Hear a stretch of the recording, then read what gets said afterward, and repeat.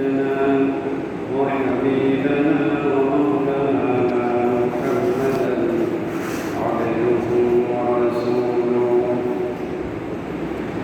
الذي أرسله بالحق بشيرا ونذيرا وداعيا إلى الله بإذنه وسراجا منيرا فقد قال الله تعالى في كلامه المجيد وفرقانه الحميد أعوذ بالله من الشيطان الرجيم بسم الله الرحمن الرحيم إن الله وملائكته يصلون على النبي يا أيها الذين آمنوا صلوا عليه وسلموا تسليما اللهم صل على سيدنا مولانا محمد وعلى آل سيدنا مولانا محمد سراج الملة وطمه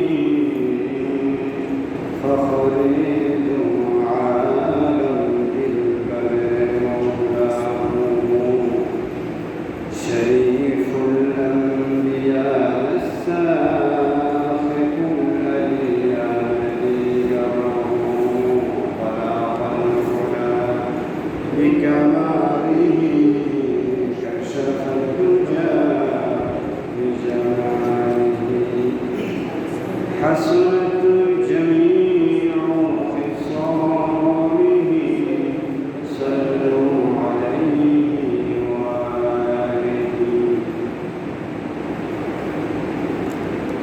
قدوم مصطفى کی میرا مزار ہوتا اور خاک پر ہوتی میں خاک چل ہوتا بکماله كشف الدجى بجماله حسنت جميع خصاله صلوا عليه وآله সম্মানিত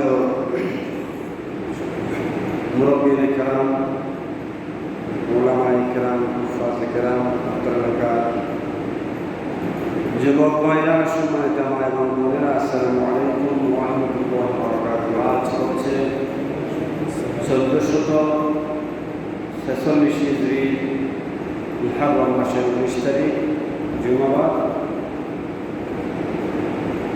রব্বুল আলামিনের শাহী দরবারে শুকরিয়া আদায় করছি যে আল্লাহ পাক দয়া করে মেহেরবানি করে আমাদেরকে যোগের ক্রান্তি লগ্নে সকলের আগে পবিত্র জুমায় হাজির হয়ে আল্লাহ তাআলার পবিত্র কদম মুবারকে সিজদা দিয়ে সৌভাগ্যবান হওয়ার সালেহীন সৎকর্মশীল বান্দাদের কাতারবন্দি হওয়ার তৌফিক দান করছেন সেজন্য আমরা মুনিবের দরবারে অজর কোটি শুকরিয়া আদায় করছি সকলে বলছি আলহামদুলিল্লাহ সম্মানিত হাজরিন আজকের আলোচনার বিষয় হচ্ছে জুলুম বাবু তাহরিম জুলমি ওয়াল আমরু বিরদ্দিল মাযালিম জুলুম সম্পর্কে আল্লাহ কোরআন কারিমে কি এসেছে, হাদিসে পাকে কি এসেছে, সেই ব্যাপারে একটা সামারি পেশ করা হবে আপনাদের সামনে। আল্লাহ রাব্বুল আলামিন সূরা গাফিরের 18 নম্বর আয়াতে বলছেন, ওয়ামা লিয-যালিমিনা মিন হামিমিন ওয়ালা শাফী'ইন ইউতা। আল্লাহ পাক বলছেন, জুলুমকারীদের জন্য কোনো বন্ধু, কোনো সুপারিশকারী কিয়ামতের আদালতে পাওয়া যাবে না। মা লিয-যালিমিনা মিন হামিমিন, জালিমদের জন্য কোনো হামিম অন্তরঙ্গ বন্ধু সেদিন পাওয়া যাবে না। ওয়ালা শাফী'ইন ইউতা, এবং কোনো সুপারিশকারী পাওয়া যাবে না, যে সুপারিশকারী কিয়ামতের আদালতে আল্লাহর বিরুদ্ধে, মাজলুমের বিরুদ্ধে, জালিমের পক্ষে অনুগত হয়ে তার পক্ষে লড়বে। এই ধরনের কোনো সুপারিশকারী এবং অন্তরঙ্গ বন্ধু কিয়ামতের আদালতে পাওয়া যাবে না। আল্লাহু আকবার। অত্যন্ত ভয়াবহ আয়াত। যে কোনো ধরনের জুলুম। এরপরে আল্লাহ তাআলা বলছেন, ওয়ামা লিয-যালিমিনা মিন নাসীর। সূরা আল-হজ আয়াত নম্বর 71 আল্লাহ তাআলা বলছেন, জালিমদের জন্য কোনো সাহায্যকারী নেই। কিয়ামতের ময়দানে জালিমদের জন্য কোনো সাহায্যকারী থাকবে না। নাউযু বিল্লাহি মিন যালিক। আল্লাহ আমাদেরকে জালিম হওয়া থেকে, অত্যাচারী হওয়া থেকে বেঁচে থাকার তৌফিক দান করুন, মজলুম হওয়ার তৌফিক দান করুন। সকলে বলে আমিন। এরপর হাদিসে আসেন, হযরত ইমাম হুসাইন রাদিয়াল্লাহু তাআলা আনহু তার 71 মতান্তর 73 অসংখ্য অগণিত তার সহযোদ্ধা সহযোগী সকলে মুসলিম ছিলেন। তাকে কুফাবাসীরা আহ্বান করেছেন যে, ইমাম সাহেব আপনি আমাদের নিকট আসেন। অসংখ্য কিতাবে এসেছে 300 চিঠি দিয়ে হযরত হুসাইন রাদিয়াল্লাহু তাআলা আনহুকে তারা কুফায় আমন্ত্রণ জানিয়েছে। বারবার একের পর এক যখন চিঠি আসতেছে, তখন স্মরণ মনা হযরত হুসাইন রাদিয়াল্লাহু তাআলা আনহু বিশ্বাস করে তার প্রতিনিধি প্রেরণ করে যাচাই করলেন। যাচাই করার প্রেক্ষাপটটা তার প্রতিনিধি জানিয়ে দিলেন, হ্যাঁ তারা আপনাকে চাচ্ছে। এরপরে আরেকজন প্রতিনিধি পাঠালেন, তাকে ইয়াজিদ বাহি হত্যা করল। হযরত হুসাইন রাদিয়াল্লাহু আনহু গুহার দিকে যাত্রা শুরু করলেন। আর ওইটা একটা প্রবাদ আছে, আল কুফি লা ইউফি, কুফাবাসীরা ওয়াদা পূরণ করে না। কুফার অধিবাসীরা ওয়াদা পূরণ করে না, একটা প্রবাদ আছে। আর তারা তাদের ওয়াদাকৃত অঙ্গীকার পূরণ করে নাই, ভঙ্গ করে হযরত হুসাইন রাদিয়াল্লাহু তাআলা আনহুকে রাসূল পাক সাল্লাল্লাহু আলাইহি ওয়াসাল্লামের প্রাণের কলিজার টুকরা, মুসলমানদের প্রাণের স্পন্দন, কলিজার টুকরা হযরত হুসাইন রাদিয়াল্লাহু তাআলা আনহুকে তারা অন্যায়ভাবে হত্যা করেছে। ইয়াজিদ বাহিনী, ইয়াজিদের নির্দেশে হযরত হুসাইন রাদিয়াল্লাহু তাআলা আনহুকে হত্যা করা হচ্ছে। নাউযু বিল্লাহ। অনেকে ইয়াজিদের প্রশংসা করে। কিয়ামত পর্যন্ত যে মুমিনের কলিজায় আল্লাহ রাসূলের মহব্বত আছে, তার মুখ দিয়ে ইয়াজিদের প্রশংসা ব্যয় হয় না। কতিপয় বাংলাদেশে সালাফি, বোরকা পরা সালাফি, ঘোমটা পরা কতিপয় আলেম নামদারি জালিম আছে, তারা ইয়াজিদের প্রশংসা করে। নাউযু বিল্লাহ। তারা সরকারি তথা বিভিন্ন দেশের সরকারের দালাল মৌলবি বলিয়া, ইসরায়েলের তারা দালাল। ইসরায়েলের পক্ষ থেকে তারা বড় ধরনের বোনাস পায়, না হলে তারা এই দেশে এই কথা মুসলমানদের সামনে বলত। নাউযু বিল্লাহি মিন যালিক। এই মিনবর থেকে এটা জনগণকে সতর্ক করা, মুসলিম ভাইদেরকে সতর্ক করা অত্যন্ত দরকার। কিয়ামতের আদালতে জালিমের পক্ষে আল্লাহ নেবেন না, মজলুমের পক্ষ হবেন। মজলুমের পক্ষ হয়ে আল্লাহ তাআলা কিয়ামতের আদালতে ফয়সালা দিবেন। সুবহানাল্লাহ। হাদিসের ভিতরে এসেছে ওয়ান জাবির রাদিয়াল্লাহু তাআলা আনহু আন্না রাসূলুল্লাহ সাল্লাল্লাহু আলাইহি ওয়াসাল্লাম قال اتقوا الظلم فإن الظلم ظلمات يوم القيامة واتقوا الشح فإن الشح أهلك من كان قبلكم حملهم على أن سفكوا دماءهم واستحلوا محارمهم মুসলিম শরীফের হাদিস হযরত জাবের রাদিয়াল্লাহু তাআলা থেকে বর্ণিত করেন রাসূলুল্লাহ সাল্লাল্লাহু আলাইহি ওয়াসাল্লাম ইরশাদ করেছেন তিনি বলেন তোমরা জুলুম থেকে বেঁচে থাকো, সতর্ক থাকো, দূরে থাকো, কেননা জুলুম করার কারণে কিয়ামতের ময়দানে এই জুলুম করাটা বড় ধরনের অন্ধকার হবে। এই জুলুমের কারণে কিয়ামতের ময়দানে কোনো সিরাত বাড়ি দিতে পারবে না। ওয়াত্তাকুশ শুহা, মনের জেদ থেকে, গাদ্দারি থেকে, মনের জেদ থেকে বেঁচে থাকো। ফাইন্না শুহা আহলাকা মান কানা ক্বাবলাকুম, কেননা মনের জেদ, আমিত্ব, হাম্বড়ামি, এটা তোমাদের পূর্ববর্তী অনেক জাতিকে ধ্বংস করে দিয়েছে। নাউযুবিল্লাহ। আর কি করেছে? হামালাহুম আলা আন সাফাকু দিমাআহুম, এই নিজেকে বড় মনে করা, গাদ্দারি করা, নিজে পরিতৃপ্ত হওয়া, এটা তাদের আর হামালাহুম আলা আন সাফাকু দিমাআহুম, স্বজাতিকে, তাদের জাতিকে সেই কালে যারা আমিত্বের কারণে, গাদ্দারির কারণে, বড়ত্ব, নিজেকে বড় মনে করার কারণে করেছিল, সেই বড় মনে করার কারণে নিজেদের রক্তপাত ঘটাতে, নিজেদের ভিতরে, নিজেদের জাতির ভিতরে রক্তপাত ঘটাতে তারা খুব প্রবলভাবে তাদেরকে প্রভাবিত করেছিল। নাউযুবিল্লাহ।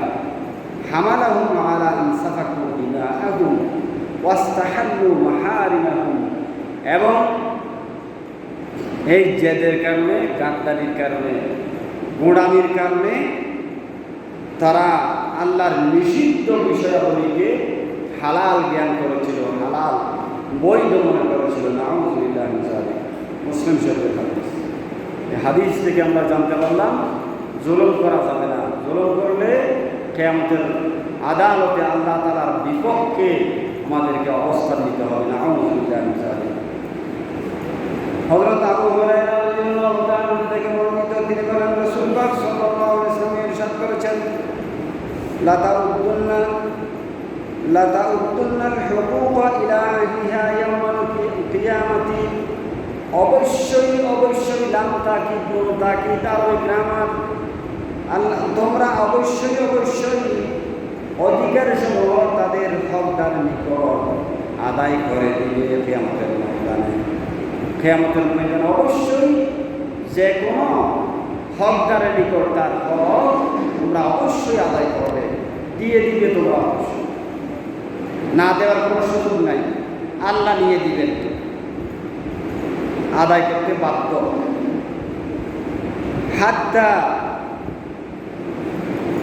হাত্তা এমনকি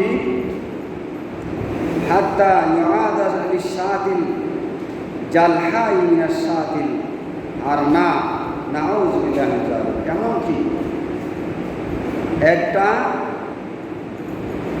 ছাগল আর একটা ছাগলের উপর যে অত্যাচার করেছে, একটা শক্তিশালী ছাগল আর একটা দুর্বল ছাগলের উপরে যে জুলুম করেছে, অত্যাচার করেছে, সেটাও আল্লাহ তাআলা আদায় করে দিলেন। এবার আমরা খেয়াল করি, আমরা একটু শক্তিশালী হওয়ার কারণে, শক্তি থাকার কারণে, ক্ষমতা থাকার কারণে, পথ থাকার কারণে, দমজন বেশি হওয়ার কারণে যে দুর্বলদের উপর আমরা জুলুম করে বসি। সংখ্যাগরিষ্ঠজন, সংখ্যা যারা গরিষ্ঠ, তারা স্বল্প সংখ্যক লোকদের উপরে, দুর্বল লোকদের উপরে আমরা জুলুম করে বসি। নাউযুবিল্লাহ। তাহলে একটা আল্লাহ রাসূল এটা তারা বুঝতে চাইলেন কোনো ধরনের জোরকে বাদ দেওয়া হবে না। একটা ছাগল সে শক্তিশালী একটা দুর্বল ছাগল যদি জোর করে মারে সেটাও কিয়ামতের ময়দানে আদায় করে দেওয়া হবে। নাউযুবিল্লাহ। তাহলে জুলুম করা থেকে আমাদেরকে বেঁচে থাকতে হবে, আমাদেরকে বোঝার দরকার দান করে সবাই বলে আমি সাল্লাল্লাহু ইয়া রাসূলুল্লাহ আলাইকুম।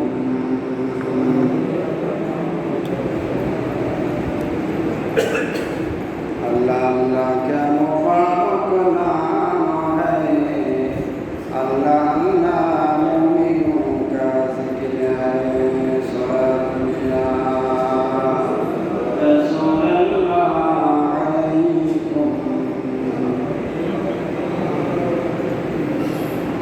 وعن ابن عمر رضي الله عنه قال كنا نتحدث عن حجة الوداع عمر رضي الله عنه থেকে বর্ণিত তিনি বলেন আমরা রাসূল পাক সাল্লাল্লাহু আলাইহি ওয়াসাল্লামের নিকট হাজ্জাতুল ওয়াদা অর্থাৎ বিদায় সম্পর্কে আলোচনা করছিলাম। নবী সাল্লাল্লাহু আলাইহি ওয়াসাল্লাম বাইনা আযহরিনা রাসূল পাক সাল্লাল্লাহু আলাইহি ওয়াসাল্লামের সামনে ওয়াদা তাদেরীমা হাজ্জাতুল ওয়াদা, আর আমরা জানি না হাজ্জাতুল ওয়াদা অর্থাৎ বিদায় হজ যে মনটা হাত্তা হামিদাল্লাহ রাসূলুল্লাহ সাল্লাল্লাহু আলাইহি ওয়াসাল্লাম এট লাস্ট শেষ পর্যন্ত রাসূল পাক সাল্লাল্লাহু আলাইহি ওয়াসাল্লাম তাআলার প্রশংসা করলেন, ওয়াসনা আলাইহি তার কৃতজ্ঞতা প্রকাশ করলেন। সুন্নাত যাকার মাসিহাদ দাজ্জাল, এরপরে মাসিহাদ দাজ্জাল তথা দাজ্জালের আলোচনা করলেন। ফাতনা ফি যিকরিহি দাজ্জালকে পরিচয় করিয়ে দিলেন। এরপর রাসূল সাল্লাল্লাহু আলাইহি ওয়াসাল্লাম মা বাআসাল্লাহু মিন নাবিয়্যিন ইল্লা আনসারাহু উম্মাতাহু, আল্লাহ তাআলা কোন নবী প্রেরণ করেননি যে নবী তার উম্মতকে দাজ্জালের ব্যাপারে সতর্ক করেন নাই। প্রত্যেকটা নবী দাজ্জালের ব্যাপারে তার উম্মতকে সতর্ক করেছেন। আনসারাহু নূহুন ওয়া নাবিয়্যুনা মিন বা'দিহি নূহ আলাইহিস সালাম ওয়া কানা সকল নবী দাজ্জালের ব্যাপারে তার উম্মতকে সতর্ক করেছেন। وإنه إن يخرج فيكم فما خرج عليكم من شأنه فليس يخفى عليكم, আল্লাহ নবী বলেন দাজ্জাল যখন প্রকাশ পাবে তোমাদের নিকট কোনো আলামত কোনো চিহ্ন বাকি থাকবে না, সকলেই প্রকাশ পাবে। সব আলামত দাজ্জালের সব আলামত প্রকাশ পেয়ে যাবে, তোমরা বুঝতে পারবে। ফালাইসা ইয়াখফা আলাইকুম, তোমাদের নিকট গোপন থাকবে না। ইন্না রাব্বাকুম লাইসা বিআ'ওয়া, এরপর রাসূল সাল্লাল্লাহু আলাইহি ওয়াসাল্লাম বলছেন তোমাদের রব কানা নয়, চক্ষুহীন নয়। ওয়া ইন্নাহু আ'ওয়ারু আইনিল ইউমনা, এরপর রাসূল সাল্লাল্লাহু আলাইহি ওয়াসাল্লাম বলছেন খানা দরজাইলে সে থাকবে তার ডান চোখ কানা থাকবে। কান্না আইনাহু মিনাবাতুন তাফিয়াতুন, যেন এটা একটা তার ডান চোখটা যেন একটা শুষ্ক আঙ্গুর। আর হাদিসে এসেছে তার কপালে কাফিরুন, মানে মসজিদের উপরে কাফের শব্দটা লিখে থাকবে, যেমন আমাদের টাইলসে বিভিন্ন ধরনের লিখা হয়, এইরকম তার কপালে কাফের শব্দটা লিখে থাকবে, অথবা কাফার এটা লিখে থাকবে। মুমিন মাত্র তাকে চিনে নেবে। আলহামদুলিল্লাহ, আল্লাহ আমাদেরকে দাজ্জালকে চিনার তৌফিক দান করুন। সকলে বলে আমিন। দাজ্জাল বিভিন্ন ধরনের কথা আছে, দাজ্জালের বিভিন্ন সুরত হবে। কিয়ামতের আলামত সম্পর্কে যখন কথা বলবো তখন ইনশাআল্লাহ দাজ্জালের আলামত বিস্তারিত আলামত নিয়ে কথা বলবো ইনশাআল্লাহ। এরপরে রাসূল পাক সাল্লাল্লাহু আলাইহি ওয়াসাল্লাম বলছেন আলা ইন্নাল্লাহা হারামা আলাইকুম দিমাআকুম ওয়া আমওয়ালাকুম, সাবধান হে আমার বিদায় হজের মাসে রাসূল পাক সাল্লাল্লাহু আলাইহি ওয়াসাল্লাম বলছেন সাবধান হে আমার উম্মতরা, ইন্নাল্লাহা হারামা আলাইকুম দিমাআকুম, অবশ্যই আল্লাহ তাআলা তোমাদের উপরে তোমাদের রক্তকে রক্তপাত ঘটানোকে হারাম করেছেন, অবৈধ ঘোষণা করেছেন। ওয়া আমওয়ালাকুম, এবং তোমাদের সম্পদ তোমার একজন মুসলমান ভাই, প্রতিবেশী, আপন ভাই, চাচা, আপন বোন, ফুফু, আমরা তো ফুফুর অধিকার দিই না, বোনের অধিকার দিই না, সব আমি খেতে চাই, ঠিক কিনা? প্রতিবেশীর অধিকার, একজন মুসলমান ভাইয়ের ঘর আমার পাশে আছে, তাকে একটু সাথ দিতে রাজি নই, তার কষ্টগুলা আমরা সহ্য করতে পারি, তার পক্ষ থেকে কিছু পাওয়া কষ্ট, সে তো মানুষ, আমাকে বিভিন্নভাবে কষ্ট দিচ্ছি, সেগুলো একটু আমরা সহ্য করে নিতে রাজি নই, নাও পারে, তাকেও সই নিতে হবে। অতিরিক্ত সেগুলো আমরা সুন্দর আচরণের মাধ্যমে তাকে বুঝিয়ে দিব, তাদেরকে বুঝিয়ে দিব। অন্যায়ভাবে সম্পদ বর্তন করা, নিজের নামে করে ফেলা, গ্রাস করা হারাম।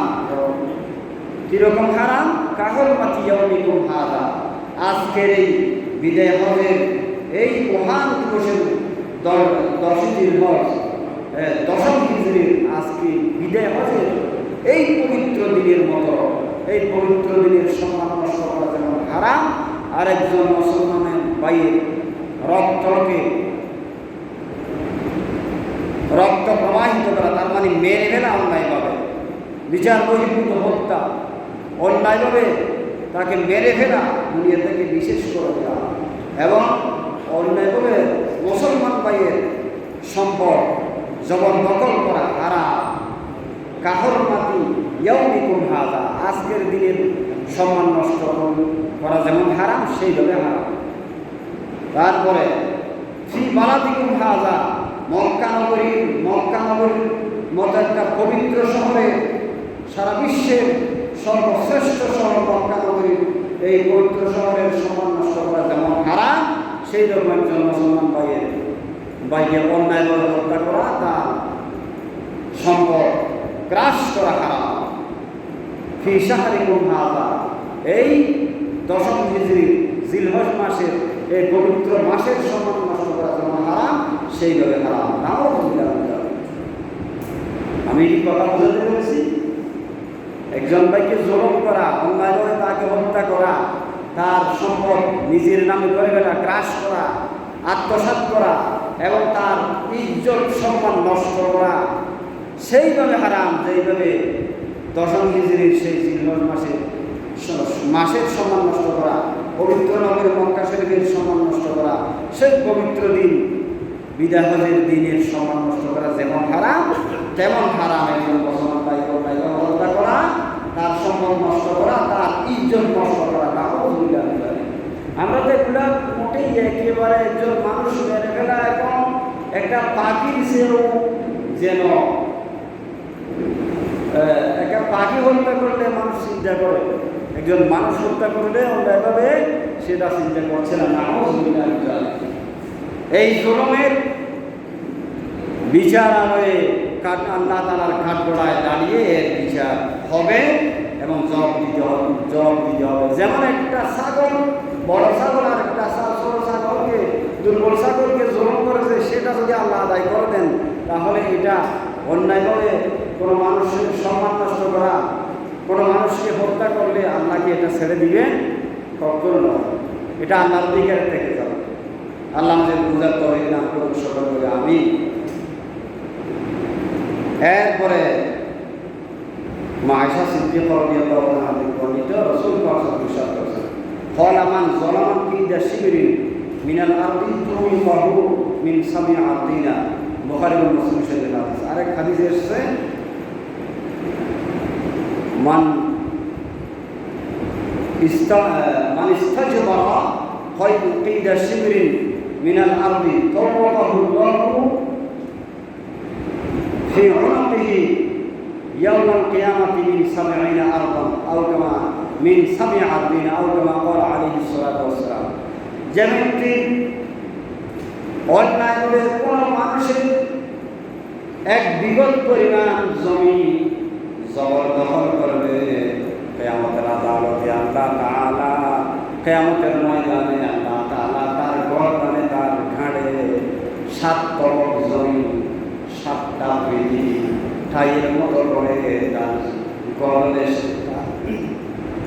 তার কলমেছে তার কৃপায় সেইভাবে ঝুলিয়ে দিলেন যেভাবে আমরা তাই পড়ে থাকি, আমাদের আইডি কার্ড পড়ে থাকি, সেইভাবে আল্লাহ তাআলা 7 তলক জমিন অর্থাৎ 7টা পৃথিবীকে আল্লাহ তাআলা ঝুলিয়ে দিবে এইভাবে 1 বিঘত জমির কারণে। সারা জীবন যদি আমরা আইন খেলি, প্রতিবেশীকে আমরা টেলি, আমরা কি 4 আঙ্গুল চেয়ে বেশি নিতে পারবো? 1 বিঘত চেয়ে বেশি নিতে পারবো? এখন আমরা জলম করে বসে জমির উদাহরণ দিয়েছেন রাসূল সাল্লাল্লাহু আলাইহি ওয়াসাল্লাম। তাহলে 1 বিঘতের কারণে 7 তলক জমি আমি জালেমের গলায় ঝুলিয়ে দেওয়া হবে কিয়ামতের ময়দানে। আমাদের দেশে এই ফিশিং বোর্ডার সল বোর্ড অর্থাৎ লবণের ট্রলার আছে। লবণ এক জায়গা থেকে এক জায়গায়, গ্রাম থেকে শহরে মাঝিরঘাট, চাঁদপুর আর বিভিন্ন জায়গায় ডিস্ট্রিক্টে নিয়ে যাওয়া হয়। তো সেখানে আমি আপনাদেরকে উদাহরণ কীভাবে দেবো, এটা ছাড়া আমার আর কোনো উদাহরণ নাই। সেটা হচ্ছে একটা ওই বড় বোঝাই লবণের ট্রলারকে এটা থামাতে হবে, একটা বড় নম্বর দিতে হবে। 7 কোটি বা 5 কোটিওয়ালা একটা বড় নম্বর দিলে এটা আর যাবে না, থেমে থাকবে ওই নম্বরের উপর করে। তা যেই ব্যক্তি 1 বিঘত পরিমাণ যে কোনো আত্মীয় স্বজন যে কোনো মুসলমান ভাইয়ের অন্যায়ভাবে জবরদখল করবে 1 বিঘত জমি, তাকে যদি আল্লাহ তাআলা 7 তলক জমি ঝুলিয়ে দেয় তার গলায় টাইয়ের মতো করে, আইডি কার্ডের মতো করে, সে কি কিয়ামতের ময়দানে নড়তে পারবে, নড়াচড়া করতে পারবে? নাউযুবিল্লাহ।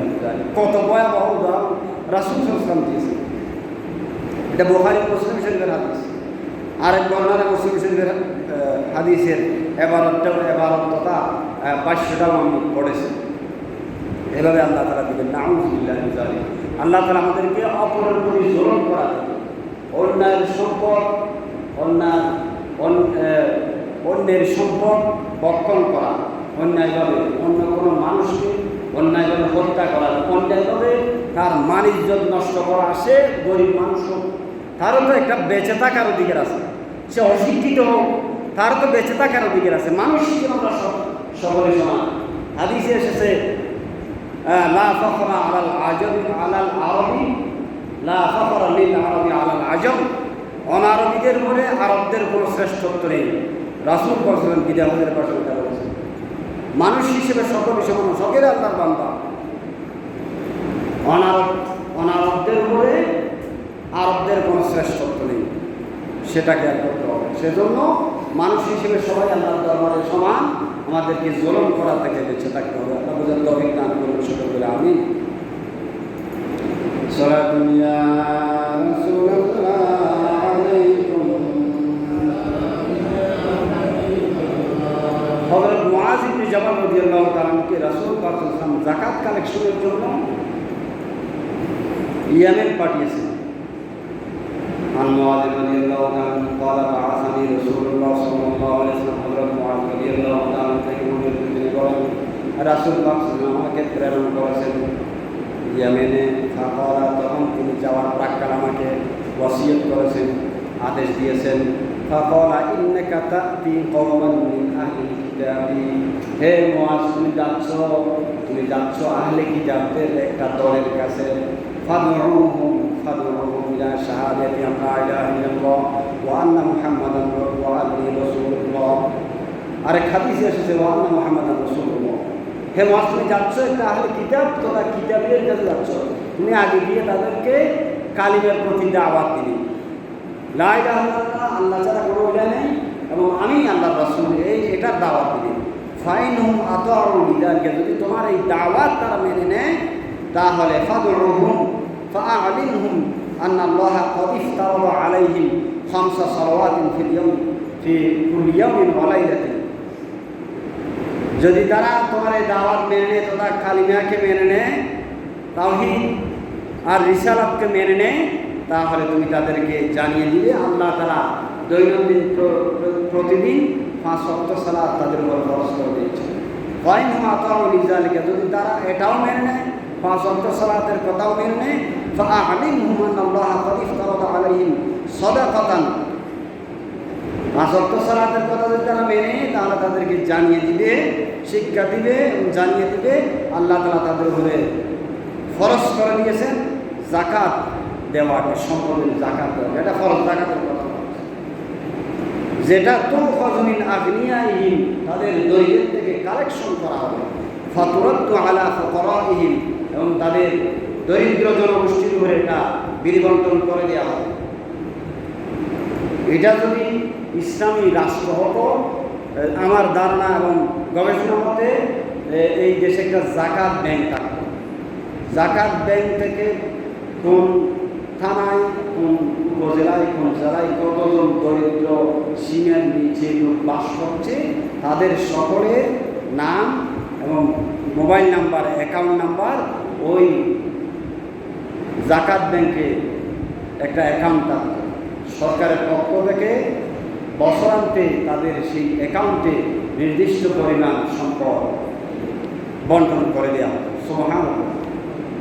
আমাদের দেশের ধনীর অবস্থায় কিন্তু হিসাব করে জাকাত দেয় এমন মানুষ খুবই কম আছে। আলহামদুলিল্লাহ অনেক আছে, তবে হিসাব করে জাকাত দেয় এমন মানুষ অনেক কম আছে। বড়াই বড়াই হিসাব করে আল্লাহ যে আমাকে একটা নিয়ামত দিয়েছেন সেটা হিসাব করে দিতে হবে। এখানে আমি হাদিসটা তেলাওয়াত করার উদ্দেশ্য কি, লাস্ট একটা শিক্ষা আছে, সেটা আমি আজকে কোনো জাকাতের আলোচনা করছিলাম, কিন্তু এই হাদিসের শেষে আল্লাহ রাসূল সাল্লাল্লাহু আলাইহি ওয়াসাল্লাম মুআয রাদিয়াল্লাহু তাআলাকে যাদের কাছে জাকাত কালেকশন করতে পাঠিয়েছেন ইয়েমেনের অধিবাসী, তাদের শুধু ভালো ভালো খেজুরগুলা, উত্তম সম্পদগুলো নিতে নিষেধ করেছেন। ভালো খারাপ, মিডিয়াম, ভালো খারাপ দুই দিক থেকে মিক্স করে সবগুলো নিবে, শুধু ভালোগুলো তুমি বেছে বেছে নিবা এমনটা করবেন, এটা জুলুম হবে। সুবহানাল্লাহ।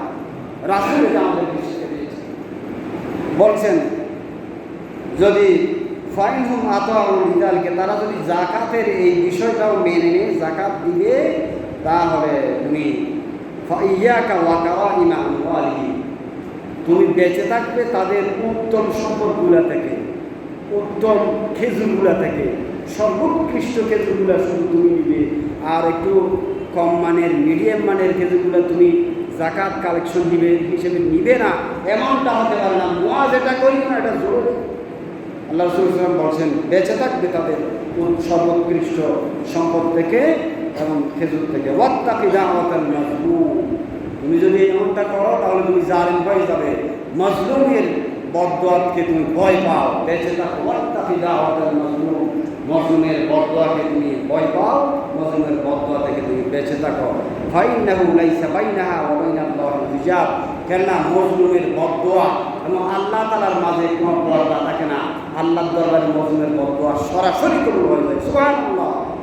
সেজন্য জুলুম করা যাবে না। মানে কোন কোন বিষয়ে জমির ব্যাপারে, জাকাত কালেকশনের ব্যাপারে, একটা ছাগল আর একটা ছাগলকে হামলা করলে সে এই উদাহরণগুলো দিয়ে আল্লাহ তাআলা তার হাবিব রাসূল সাল্লাল্লাহু আলাইহি ওয়াসাল্লাম কি বুঝাতে চাইলেন? একজন মানুষের সমান আল্লাহ তাআলার দরবার অনেক বেশি। আল্লাহ রাব্বুল আলামিন বলছেন ইন্না আকরামাকুম ইনদাল্লাহি আতকাকুম ওয়া লাকাদ কাররামনা বানি আদম, আমি আদম সন্তানকে সম্মানিত করেছি। সুবহানাল্লাহ। এই পৃথিবীতে বড় বড় অনেক প্রাণী আছে, গন্ডা, জলহস্তী এবং বনের হাতি, তারা কেন শ্রেষ্ঠ হয় নাই? একমাত্র একটা রাডার আল্লাহ আমাদেরকে দিয়েছেন। আলাম নাজআল লাহু আইনাইনি ওয়া লিসানান ওয়া শাফাতাইনি ওয়া হাদাইনাহু নাজদাইন। আল্লাহ রাব্বুল আলামিন বলেন, আমি কি তাকে দুটি পথ দেখিয়ে দেই না? একটা জান্নাতের পথ আর একটা জাহান্নামের পথ। একটা চির হরিত সবুজ পথ আর একটা আগুনের পথ। সে চাইলে আল্লাহ তাআলা ইচ্ছার স্বাধীনতা মানুষকে দিয়েছেন। সে বিবেক দ্বারা বুঝে সুঝে সে বিবেক দ্বারা জান্নাতের পথের দিকেও হাঁটতে পারে, জাহান্নামের পথের দিকেও হাঁটতে পারে। পারে কিনা? পারে। কিন্তু এটা ইচ্ছার স্বাধীনতা দিয়েছেন আল্লাহ। আমি চাইলে জান্নাতের পথের দিকেও যাইতে পারি, আবার জাহান্নামের পথের দিকেও যাইতে পারি। এই বিবেকের পরীক্ষা করা হবে। হাসিবান নাস ওয়া ইউতরাকু ওয়া ইয়াকুলু আমান্না ওয়া হুম লা ইফতানুন। মানুষ কি মনে করে যে আমি ঈমান এনেছি বললেই তাকে জান্নাত দেওয়া হবে, অথচ তাকে পরীক্ষা নিরীক্ষা করা হবে না, অথচ তার ঈমানের যাচাই করা হবে না, পরীক্ষা দিবে না দুনিয়াতে। সাহাবায়ে কেরাম সকলে পরীক্ষা দিয়ে ঈমানের সর্বোচ্চ শিখরে তারা আল্লাহ রাসূল সাল্লাল্লাহু আলাইহি ওয়াসাল্লামের কাছে পরীক্ষা দিয়ে তারা সোনার মানুষ হয়েছে। তারা ঈমানের পরীক্ষা দিয়েছেন, রাসূল সাল্লাল্লাহু আলাইহি ওয়াসাল্লাম যেগুলো আদেশ করেছেন সেইগুলো তারা আমল করেছেন, জিহাদের ময়দানে পাঠিয়ে দিয়েছেন, জিহাদে গিয়ে শাহাদত বরণ করে জান্নাতের অধিবাসী হয়ে গিয়েছেন। সুবহানাল্লাহ। তাহলে মানুষ কি মনে করে যে সে আমি ইমানদার বললেই তাকে জান্নাত দেওয়া হবে, পরীক্ষা নিরীক্ষা করা হবে না? অবশ্যই পরীক্ষা করা হবে, সব কিছুর বিচার হবে।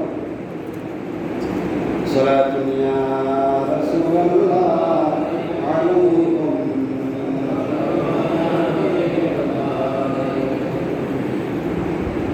অনেকে বিদেশে কালেকশনের জন্য যায়, মাদ্রাসার জন্য। এই হাদিসটা আমরা যখন হাজির করছিলাম তখন আমাদেরকে বলেছিলেন এখানে হাদিসের রাসূল পাক সাল্লাল্লাহু আলাইহি ওয়াসাল্লামের সাহাবায়ে কেরামদের ভিতরে ইবনে লুবিয়া নামক একজন ব্যক্তি ছিল। তার উদাহরণ রাসূল পাক সাল্লাল্লাহু আলাইহি ওয়াসাল্লাম দিয়েছেন যে ফাহাল লা জালাসা ফি বাইতি আবিহি আও উম্মিহি। আল্লাহ রাসূল সাল্লাল্লাহু আলাইহি ওয়াসাল্লাম আক্ষেপ করে বলেছেন যে সে কালেকশন করতে গিয়ে, কেউ জাকাত কালেকশন করতে গিয়ে, ইসলামী রাষ্ট্রের জাকাত কালেকশন করতে গিয়ে যদি কেউ তাকে হাদিয়া দেয়, এই হাদিয়া পর্যন্ত ইসলামী রাষ্ট্রের কাছে সারেন্ডার করতে হবে। সুবহানাল্লাহ। এই যদি কেউ মাদ্রাসার পক্ষ থেকে বিদেশে গিয়ে জাকাত কালেকশন করে, সেখানে যদি কেউ একটা ক্যালেন্ডার বা তাকে 1000 টাকা 1000 দিনার এবং হাদিয়া দেয়, খেজুর দেয়, সেগুলো মাদ্রাসার কাছে, ইসলামী রাষ্ট্রের কাছে সারেন্ডার করতে হবে। আল্লাহ রাসূল সাল্লাল্লাহু আলাইহি ওয়াসাল্লাম বলছেন ফাহাল লা জালাসা ফি বাইতি আবিহি আও উম্মিহি। হ্যাঁ, সে কেন তার মায়ের অথবা বাপের বাড়িতে বসে থাকে নাই, হাত্তা ইয়াতিহি হাদিয়াতুন ইন কানা সাদিকান। সে যদি তার মা ও বাপের বাড়িতে বসে থাকতো, তাহলে তাকে সে বিদেশ থেকে কে তাকে হাদিয়া দিত? সে গেছে বলেই হাদিয়া দিয়েছে, কালেকশনের জন্য গেছে বলেই হাদিয়া দিয়েছে। তাহলে আবার কি বিষয়কে রাসূল সাল্লাল্লাহু আলাইহি ওয়াসাল্লাম জুলুম মনে করেছেন? দেখেন, নিজের কাছে রাখা যাবে না, এগুলো ইসলামী রাষ্ট্র, ইসলামী স্টেট অথবা মাদ্রাসার কাছে সারেন্ডার করতে হবে। মাদ্রাসা তাকে বেতন দিবে অথবা অতিরিক্ত কিছু দিবে। তাহলে হাদিয়া দিলেও সেগুলোও রাখা যাবে না। সামান্য জিনিস কেউ রাসূল পাক সাল্লাল্লাহু আলাইহি ওয়াসাল্লাম অত্যন্ত বড় করে নিয়েছেন, সেজন্য আল্লাহ রাসূল এটা অত্যন্ত কঠোর ভাষা বলছেন। এখানে ফাহাল লা জালাসা ফি বাইতি আবিহি আও উম্মিহি, এটা বলে সে কেন তার মায়ের এবং বাপের ঘরে বসে থাকে নাই? আমরা দেখতাম তাকে হাদিয়া দেওয়া হতো কিনা। সে যদি বাড়িতে বসে থাকলে তাকে কি হাদিয়া দেওয়া হতো? কখনো নয়।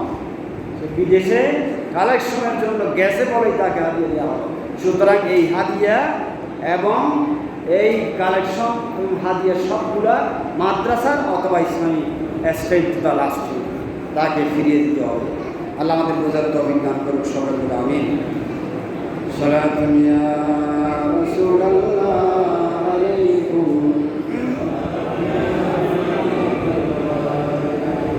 বুখারী শরীফের 7 নম্বর পৃষ্ঠার হাদিস হযরত আনাস রাদিয়াল্লাহু আনহু বর্ণিত, আল মুসলিমু মান সালিমাল মুসলিমুনা মিন লিসানিহি ওয়া ইয়াদিহি ওয়াল মুহাজিরু মান হাজারা মা নাহাল্লাহু আনহু।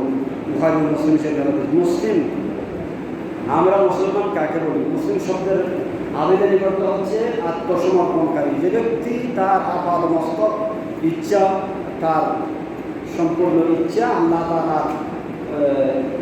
আল্লাহ তাআলার সামনে সারেন্ডার করবে, নত হয়ে যাবে, সে ব্যক্তি মুসলিম। হাদিসের পরিভাষায় আল মুসলিমু মান সালিমাল মুসলিমুনা মিন লিসানিহি ওয়া ইয়াদিহি।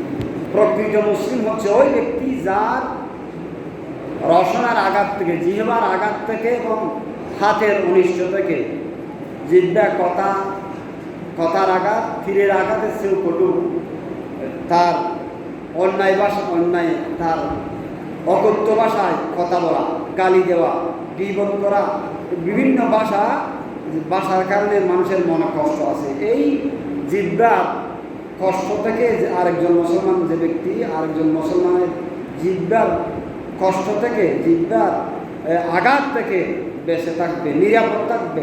ওয়াদিহি, তার হাতের কষ্ট থেকে, হাত দ্বারা আঘাত করা, হাত দ্বারা অন্যায়ভাবে তার চাকরিটা নষ্ট করে দেওয়া, এইভাবে হাত দ্বারা যত ধরনের হতে পারে সেই হাত থেকে এবং জিহ্বা থেকে যে নিরাপত্তা লাভ করবে সেই ব্যক্তি মুসলমান।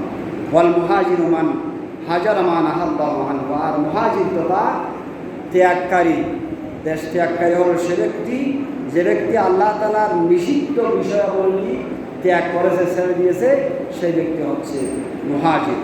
তাহলে আল্লাহ তাআলার নিষিদ্ধ বিষয়াবলী হচ্ছে গুনার যে সমস্ত ব্যাপার আল্লাহ তাআলা দলকে দিয়েছেন, হুকুমকে দিয়েছেন আয়াতে, কোরআনে কারীম, হাদিসে দলকে এসেছে, এগুলো হচ্ছে নিষিদ্ধ বিষয়। তাহলে যেই সমস্ত বিষয় নিষেধ, হারাম, হারাম থেকে বেঁচে থাকে, হারাম যারা ছেড়ে দিয়েছে তারা আসল মুহাজির। আর যে ব্যক্তির বাসা এবং হাতের কষ্ট থেকে, আঘাত থেকে আরেকজন মুসলমান নিরাপদ থাকবে, সেই ব্যক্তি প্রকৃত মুসলিম। সুবহানাল্লাহ। তাহলে আমার হস্ত দ্বারা যদি অন্য মুসলমান মারা যায় অন্যায়ভাবে, আমার হাতের আঘাত দ্বারা যদি অন্য মুসলমান কষ্ট পায়, আমার জিহ্বার দ্বারা যদি, আমার বাসা দ্বারা যদি অন্য মুসলমান কষ্ট পেয়ে থাকে, তাহলে আমি হাদিসের পরিভাষায় মুসলমান হতে পারবো না। আল্লাহ তাআলা আমাদের বুঝার তৌফিক দান করুন। সকলকে আমি সালাতু ইয়া রাসূলুল্লাহ আলাইকুম। সম্মানিত হাজরিন, যে দেশে যে কয়েকদিন আগে আমাদের দেশে যে ঘটনা ঘটে গেল, আমরা অত্যন্ত দুঃখিত এবং লজ্জিত। নিরস্ত্র স্টুডেন্টগুলা যেভাবে নিহত হয়েছে, আমরা এজন্য লজ্জিত এবং দুঃখিত। এই জুলুম এটা মানুষ করতে পারে, এই জুলুমের আল্লাহ তাআলার দরবারে অবশ্যই বিচার হবে। সেজন্য আমাদের উচিত হবে জুলুম থেকে বেঁচে থাকা। হযরত ইমাম হোসাইন রাদিয়াল্লাহু তাআলা আনহু সত্যকে প্রতিষ্ঠা করতে দিয়ে ইমাম হোসাইন রাদিয়াল্লাহু তাআলা আনহু ইয়াজিদ নামক জালেমের হাতে শাহাদাত বরণ করেছেন। ইয়াজিদ তার তিনটা বাহিনীকে হযরত ইমাম হোসাইন রাদিয়াল্লাহু তাআলার উপরে লেলিয়ে দিয়েছিলেন। এমনকি হযরত হোসাইন রাদিয়াল্লাহু তাআলার মাথা মুবারক যখন শরীর মুবারক থেকে আলাদা করা হয়েছে, তখন সেটা ইয়াজিদের দরবারে নিয়ে যাওয়া হয়েছে। নিয়ে যাওয়ার পরে ইয়াজিদ যদি দোষী নয়, অনেক আলেম আছে ইয়াজিদের প্রশংসা করে, ইয়াজিদ যদি দোষী না হয়, তাহলে হযরত হোসাইন রাদিয়াল্লাহু তাআলা দাঁত মুবারক, যেই দাঁত মুবারকে রাসূল পাক সাল্লাল্লাহু আলাইহি ওয়াসাল্লাম চুমুকেছেন, সেই দাঁত মুবারকে ইয়াজিদ তীর দ্বারা আঘাত করেছেন। নাউযুবিল্লাহ। তাহলে ইয়াজিদ যদি দোষী না হয়, ইয়াজিদ যদি জালেম না হয়, আর কে জালেম পৃথিবীতে? এমনকি হাবরার ঘটনা, মদিনায় মুনাওয়ারায় মহিলা সাহাবীদের পেটে, হাজার হাজার মহিলা সাহাবীদের পেটে যার সন্তান দিয়েছিল ইয়াজিদ, এই ঘটনা ঘটেছে। তাহলে ইয়াজিদ দোষী হতে, সেজন্য আমরা সবসময় মজলুম হব, জালিম হব না। আল্লাহ আমাদের সকলকে কথাগুলা বুঝার, আমল করার তৌফিক দান করুন। ওয়া আখিরু দাওয়ানা আলহামদুলিল্লাহি রাব্বিল আলামিন। আসসালামু আলাইকুম ওয়া রাহমাতুল্লাহি ওয়া বারাকাতুহু।